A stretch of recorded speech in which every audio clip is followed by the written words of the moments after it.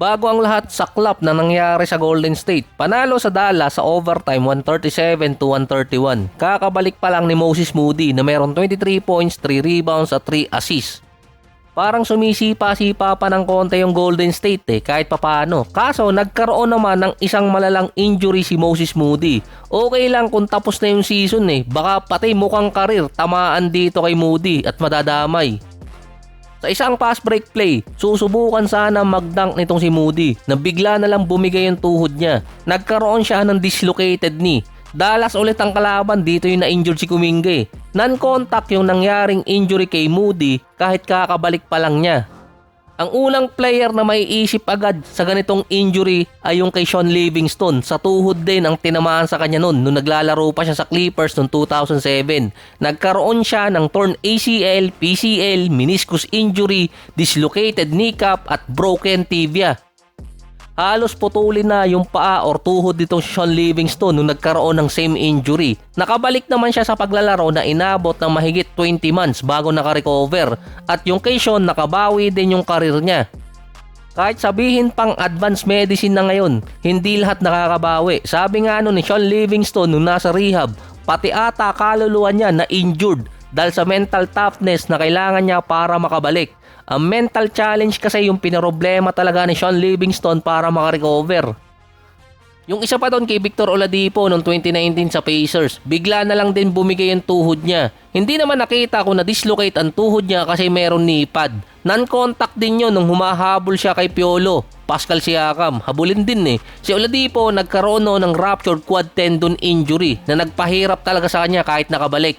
Ito rin yung tumapos sa karir niya after magkaroon ng sumunod na injury after 4 years. Patellar tendon injury naman.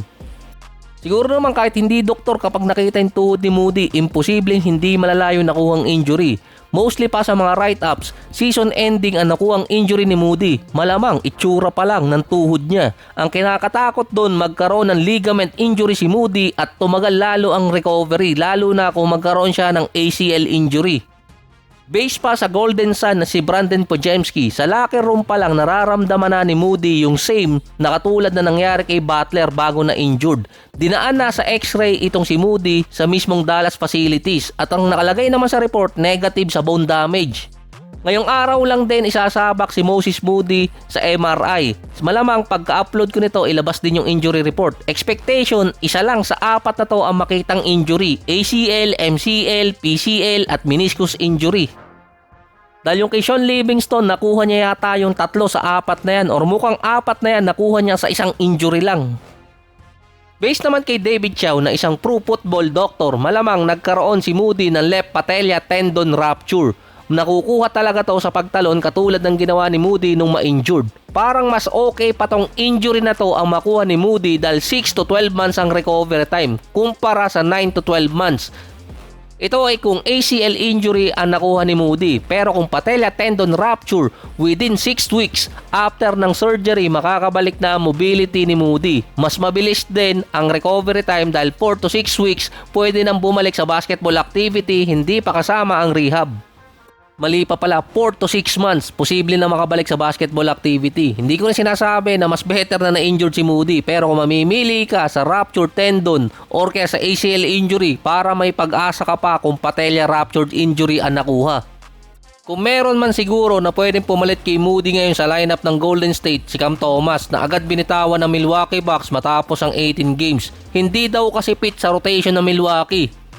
Kaya di umano binitawan kahit hindi pa natatapos yung season. Wala nang depensa, hindi pa namamasa. Parang best option din sa Warriors na makuha si Cam Thomas dahil interested naman sila dati bago pinili ni Thomas ang Bucks.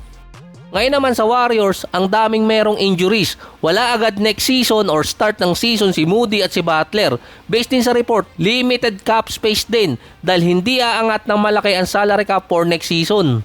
Pero sa side pa ng Golden State, kalimitan ang kinukuha nila sa lineup galing sa G-League. Kaya ang daming hindi pamilyar na player dun.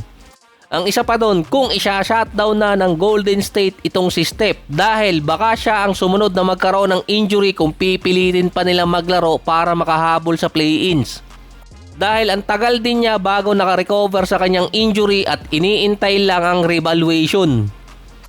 Parang masamang pangitain din dahil dalawang player nila ang nagkaroon ng injury sa tuhod. Ang injury pa ni Steph sa tuhod din na matagal gumaling at hindi siya nakapaglaro din ng matagal. Kaya masama din kung pipilitin pa ng Warriors na maglaro si Steph para habulin lang ang play-ins.